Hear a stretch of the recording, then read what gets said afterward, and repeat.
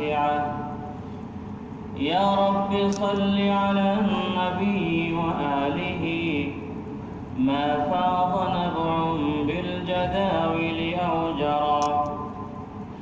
يا رب صل على النبي محمد ما شج جرح في سبيلك وانبرى. صلى عليك الله يا خير الورى تعداد حبات الرمال وأكثرا. صلى عليك الله ما غيث هما فوق السهول وبالجبال وبالقرى. صلوا على المختار أحمد إنه أزكى الأنام وخير من وطئ الثرى. بارك الله لي ولكم في القرآن العظيم ونفعني وإياكم بالآيات والذكر الحكيم. صلى الله على سيدنا ومولانا محمد وعلى آله وأصحابه وسلم. صلى الله على سيدنا ومولانا محمد وعلى آله وأصحابه وسلم. صلى الله على سيدنا ومولانا محمد وعلى آله وأصحابه وسلم. মৌলা করিমের আলিশান শাহী দরবারে লাখ বড় শুকর, তিনি আমাদেরকে পবিত্র মুহররম মাসের তৃতীয় জুমাবারে সালাতুল জুমআ আদায় করার উদ্দেশ্যে তার পবিত্র ঘর মসজিদে আসার, নামাজের অপেক্ষায় বসে থাকার তৌফিক দান করেছেন। সেজন্য আমরা বলি আলহামদুলিল্লাহ। আল্লাহ সুবহানাহু ওয়া তাআলা আমাদেরকে তার মুমিন মুসলমান বান্দা হিসাবে কবুল করেছেন। এটা মওলার পক্ষ থেকে আমাদের প্রতি অনেক বড় নিয়ামত।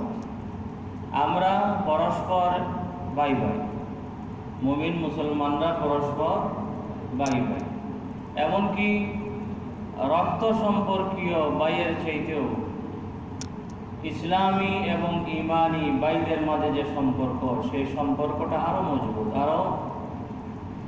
কারণ ভাই ভাই যদি সকল ভাই নেককার না হয়, তাহলে কাল কিয়ামতের দিন আল্লাহ মাফ করুক, কেউ হয়তো জান্নাতে যাবে আর কেউ হয়তো জাহান্নামে যাবে, আল্লাহ মাফ করুক।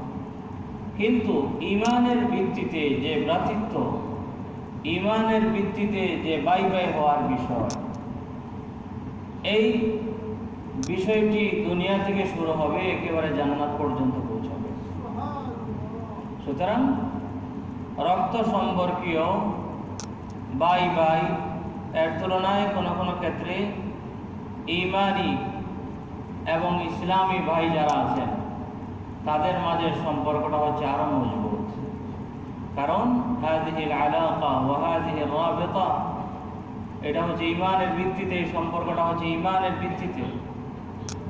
ইমান যত মজবুত হবে তত এই সম্পর্ক মজবুত হবে, আবার এই সম্পর্ক যত মজবুত হবে ইমানও তত মজবুত হবে। আল্লাহ সুবহানাহু ওয়া তাআলা আমাদের পরস্পরের সম্পর্কের পরিচয় দিতে গিয়ে বলেছেন, সূরাতুল হুজুরাতের মধ্যে আসছে যে সূরাতুল হুজুরাত বিভিন্ন মসজিদে ফজরের নামাজে তিলাওয়াত করা হয়।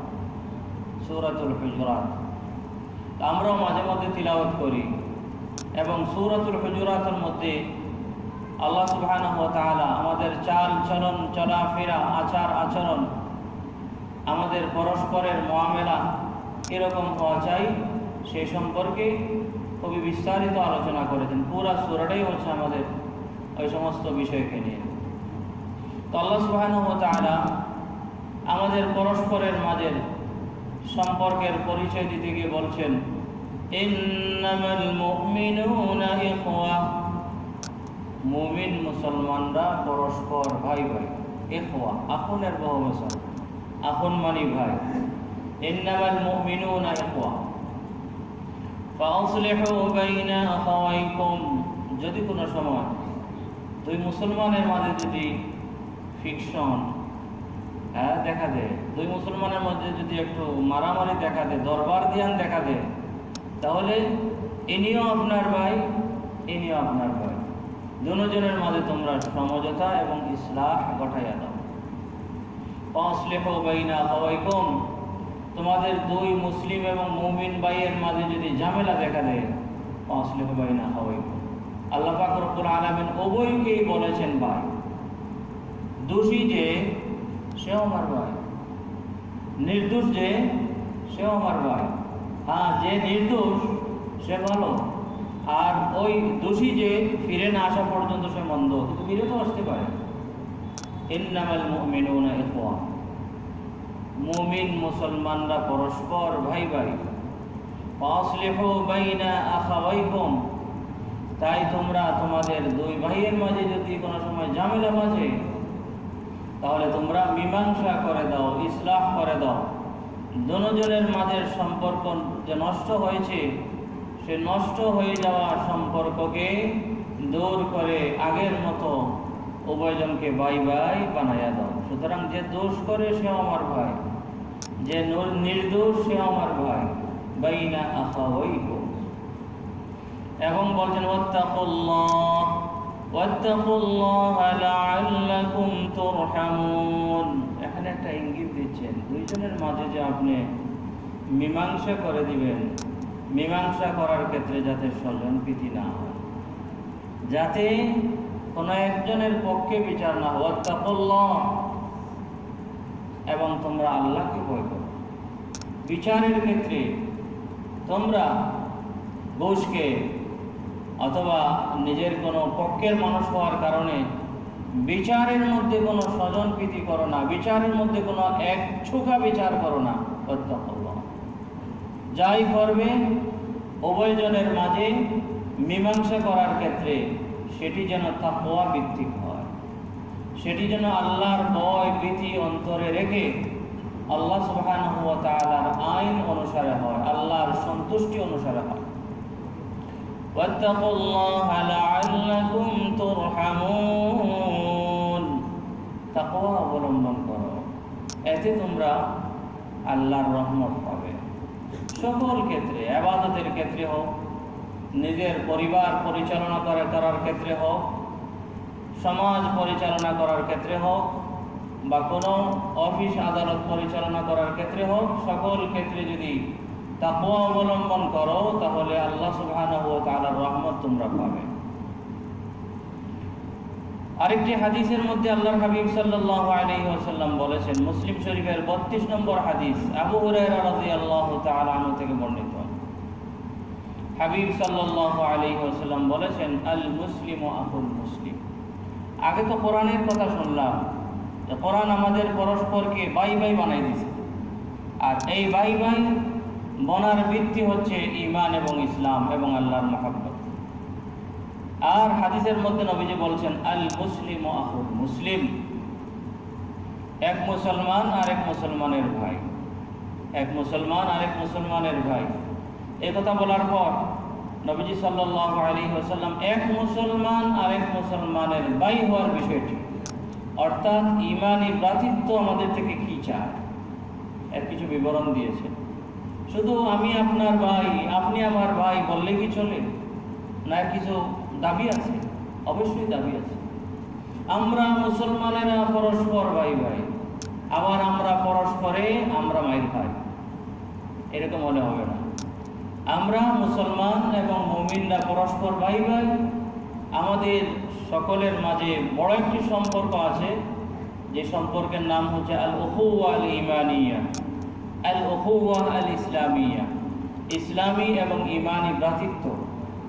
এটার কিন্তু কিছু দাবি আছে, শুধু মুখ দিয়ে বললে হয় না। আজকে আমরা আমার কথাই বলছি, আমাদের দেশের কথাই বলছি, বাইরে যাব কেন?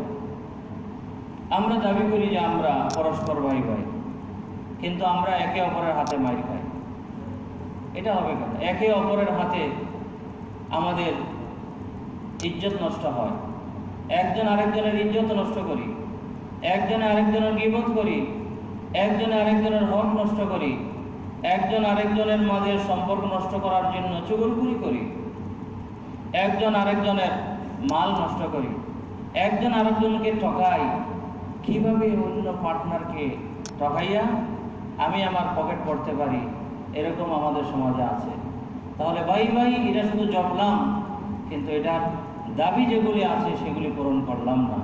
সুতরাং আমাদের উখুওয়া আল ঈমানিয়া, আল উখুওয়া আল ইসলামিয়া, ইসলামী ভ্রাতৃত্ব, মুসলমানরা একে যে অপরের ভাই, একজন আরেকজনের ভাই, সেগুলির দাবি রয়েছে। দাবিগুলি যদি আমরা পূরণ না করি, তাহলে ওই আমাদের মাঝের যে সোনালী সম্পর্ক, সেই সম্পর্কটা শুধু মুখেই থেকে যাবে, জবানেই থেকে যাবে। এর কোনো সুফল, এর কোনো ভালো রেজাল্ট দুনিয়াতেও পাওয়া যাবে না, আখিরাতেও পাওয়া যাবে না। এমনও হতে পারে আল্লাহ সুবহানাহু ওয়া তাআলা কাল কিয়ামতের দিন বলতে পারেন, কিরে তোমরা না কইলায় মুসলমানরা ভাই ভাই, আর তোমরা এত মাইর করলাই কেন? হ্যাঁ, মুসলমানরা ভাই ভাই, একে অপরের ভাই, এটার দাবিগুলি তোমরা পূরণ করনি কেন? তো নবীজি সাল্লাল্লাহু আলাইহি ওয়াসাল্লাম বলেছেন, আল মুসলিমু আখুল মুসলিম। এটা বলেই কিন্তু শেষ করেন নাই। এরপরে আল মুসলিমু আখুল মুসলিম, এক মুসলমান আরেক মুসলমানের ভাই। একথা বলার পর এর কিছু দাবিও নবীজি এখানে উত্থাপন করেছেন, দাবিও বর্ণনা করেছেন। এক নম্বরে বলেছেন, লা ইয়াযলিমুহু, মুসলমান একজন আরেকজনের ভাই যেহেতু, তাহলে এক নম্বর দাবি হচ্ছে একজন আরেকজনকে জুলুম করতে পারবে না, ভাই ভাইকে জুলুম করতে পারবে না। সকল একই বডির বিভিন্ন অঙ্গের মতো যদি হয়, তাহলে এই হাতের নখ দিয়ে আপনি এই হাতকে আপনি কামড়াবেন, উল্টাবেন, রক্ত বের করবেন। নবীজি সাল্লাল্লাহু আলাইহি ওয়াসাল্লাম মুমিন মুসলমানদের উদাহরণ দিতে গিয়ে বলেছেন, মাসালুল মুমিনিন ফি তাওয়াদ্দিহিম ওয়া তারাহুমিহিম ওয়া তাআতুফিহিম মাসালুল জাসাদ। মুমিন মুসলমানদের পরস্পরের ভালোবাসা, মুমিন মুসলমানদের পরস্পরের মহব্বত, মুমিন মুসলমানের পরস্পরের দয়া, মুমিন মুসলমানদের পরস্পরের সহানুভূতি, এর ক্ষেত্রে তারা এক বডির মতো, এক বডির মতো। নবীজি মাসালুল জাসাদ, এক বডির মতো নবীজি সাল্লাল্লাহু আলাইহি ওয়াসাল্লাম বলেছেন। আর এক বডি যদি হয়, ইযা ইশতাকা মিনহু উযউন তাদাআ লাহু সাইরুল জাসাদি বিস-সাহরি ওয়াল হুম্মা। বডির কোনো এক জায়গায় আঘাত লাগলে, বড় ধরনের আঘাত লাগলে পুরো বডির তাপমাত্রা বেড়ে যায়। আপনি হোঁচট খেয়েছেন, বড় ধরনের আঙ্গুলে ব্যথা পেয়েছেন, প্রথমে আঙ্গুল গরম হয়, এরপরে সারা শরীরে জ্বর উঠে যায়, সারা শরীরের তাপমাত্রা বেড়ে যায়। নবীজি বলেছেন মুসলমানদের এরকম হওয়া চাই। একজনের ব্যথায় আরেকজন ব্যথিত হবে, একজনের ক্রন্দনে আরেকজনকে কাঁদতে হবে, একজন কোনো ব্যথা পাইলে আরেকজন যে হাসবে, আরেকজন যে আগের মতোই থাকবে, এরকম হলে বুঝতে হবে ইমানের দুর্বলতা আছে, বুঝতে হবে ইমানের দুর্বলতা আছে। একজনের ব্যথা লাগলে আরেকজনের ব্যথা লাগতে হবে। কিন্তু আমাদের সমাজে এমনও আছে মানুষ যে একজনের ব্যথা লাগলে আরেকজন আনন্দিত হয়, খাইছে খাইছে বান্ডিশ। হ্যাঁ, একজনের ব্যথা লাগলে আরেকজন, এমনও আছে আমাদের সমাজে একজনের ব্যথা লাগলে আরেকজন খুশি হয়, অথচ মুমিন হিসাবে দাবি ছিল একজনের ব্যথায় আরেকজন ব্যথিত হবে। নবীজি বলেছেন, সহিহ মুসলিম শরীফের হাদিস এটি, সহিহ মুসলিম শরীফের হাদিস নু'মান ইবনে বশীর রাদিয়াল্লাহু তাআলা আনহু থেকে বর্ণিত। মুসলমান পরস্পর একে অপরের তাদের মহব্বত, তাদের ভালোবাসা, তাদের সহানুভূতি, তাদের পরস্পরের দয়া মায়া, এগুলার ক্ষেত্রে তাদের উদাহরণ হচ্ছে কয় বডির মতো? এক বডির মতো। আমেরিকাতে একজন মুসলমান বাস করে, আরেকজন মুসলমান বাস করে জাপানে। সান ফ্রান্সিসকো একেবারে বিশ্বের পশ্চিম এলাকায় একজন মুসলিম বাস করে, আরেকজন একেবারে পূর্ব অঞ্চলে বাস করে। কিন্তু তাদের মাঝে যে সম্পর্ক আছে, ইমানি সম্পর্ক, সেই ইমানি সম্পর্কের দাবি হচ্ছে যদি ওই একেবারে সব পূর্ব অঞ্চলে যে বাস করে সে যদি খবর পায় পৃথিবীর একদম পশ্চিমাঞ্চলের একজন ব্যথা পেয়েছে, তার কষ্ট হচ্ছে, সে নির্যাতিত হয়েছে, নিপীড়িত হয়েছে, তাহলে তার ব্যথায় ব্যথিত হওয়ার দরকার, তার ব্যথায় ব্যথিত হওয়ার দরকার। এটা হচ্ছে ইমানের দাবি, ইমানের দাবি। সুতরাং 1 নম্বর দাবি হচ্ছে যে পরস্পরের মধ্যে ভালোবাসা থাকতে হবে, আল মাহাব্বা। আল মাহাব্বা 1 নম্বর দাবি হচ্ছে পরস্পরের মাঝে মহব্বত থাকতে হবে।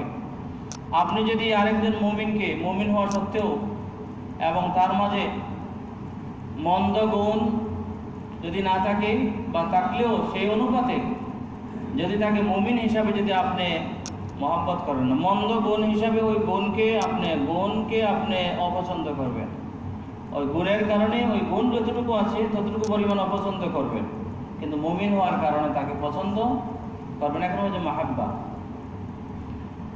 নবীজি সাল্লাল্লাহু আলাইহি ওয়াসাল্লাম বলেছেন, লা ইউমিনু আহাদুকুম, আবু হুরায়রা রাদিয়াল্লাহু তাআলা আনহু থেকে বর্ণিত, লা ইউমিনু আহাদুকুম, হযরত আনাস রাদিয়াল্লাহু তাআলা আনহু থেকে বর্ণিত, বুখারী শরীফের 13 নম্বর হাদিস, লা ইউমিনু আহাদুকুম হাত্তা ইউহিব্বা লিআখিহি মা ইউহিব্বু লিনাফসিহি। এই হাদিসগুলি যদি আমরা আমল করি তখন আমরা সত্যিকার অর্থের মুমিন হতে পারব। সত্যিকার অর্থের মুমিন হতে পারলে আমাদের সংখ্যা যদি আমাদের এলাকায় 10,000 হয়, তাহলে যেমন কি আমরা একজন মানুষ, যেমন কি আমাদের সকলের অন্তর হচ্ছে একটা, এরকম হয়ে যাবে। নবীজি বলেছেন, তোমাদের কেউ ততক্ষণ পর্যন্ত মুমিন হতে পারবে না যতক্ষণ না সে পছন্দ করবে তার ভাইয়ের জন্য ওই জিনিস, ওই বিষয় যেটি তার নিজের জন্য পছন্দ করে। নিজের জন্য যাহা পছন্দ অন্য মুসলিম ভাইয়ের জন্য তাহা যতক্ষণ পর্যন্ত ব্যক্তি পছন্দ করবে না ততক্ষণ সে মুমিন হতে পারবে না, নবীজি বলেছেন, অর্থাৎ পরিপূর্ণ ঈমান ওয়ালা হতে পারবে না। এর মানে কি, আমি আমার নিজের জন্য যা চাই অন্য মুমিন মুসলমান এর জন্য তাহা চাইব। আমি চাই আমার জন্য একটা ভালো কিছু হোক, মুমিনের জন্য আমরা চাইব তার জন্য ভালো কোনো কিছু হোক। এর মানে কি, মুমিনের সাথে কথা বলার সময়, কোনো মুসলিমের সাথে আচরণ করার সময় প্রথমে ওই জায়গায় আমি আমার নিজেকে বসাইয়ে দেখবো ওই রকম কথা আমাকে যদি কেউ বলে তাহলে আমার কেমন লাগবে।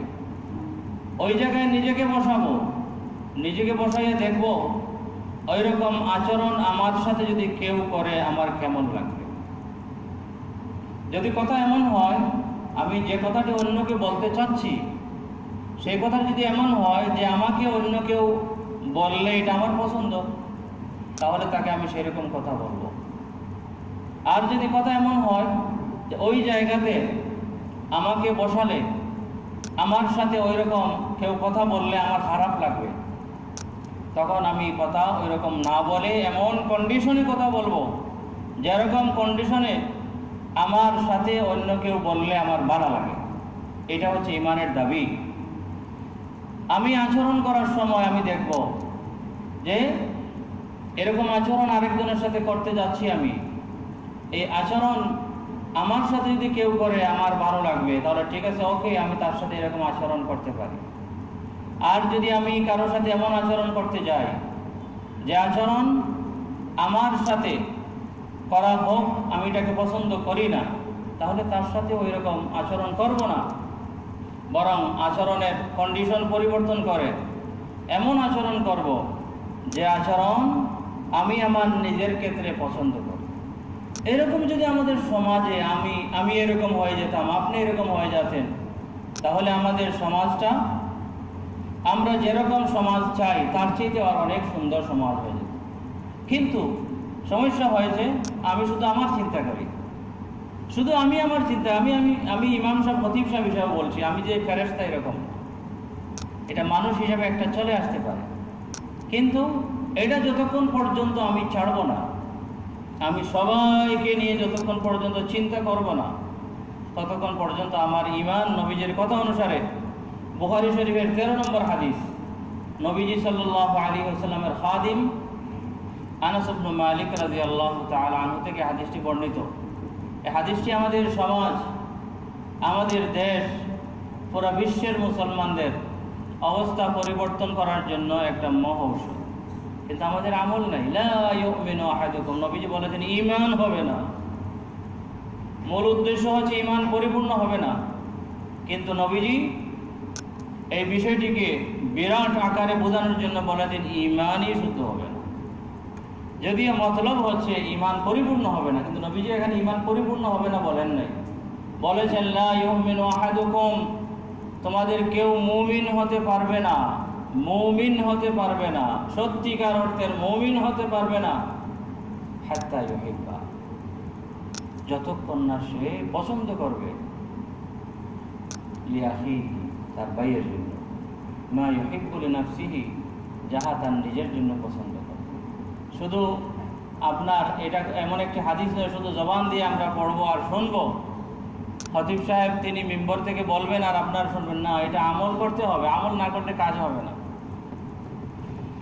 এই হাদিসের খোলাসা হচ্ছে আমি আমার মুসলিম ভাইকে মহব্বত করব, শুধু মহব্বত, তাকে খালি তার ব্যক্তিকে মহব্বত করলে হবে না, বা বরং তার যাবতীয় বিষয় সার্বিক দিক দিয়ে আমার নিজের জন্য যাহা পছন্দনীয়, আমি আমার নিজের জন্য যাহা পছন্দ করি অন্য মুসলিম ভাইয়ের জন্য তাহা পছন্দ করি। আমি আমার নিজের জন্য যাহা আকাঙ্ক্ষা করি, তামান্না করি, আমার মুমিন ভাইয়ের জন্য তা তামান্না করব।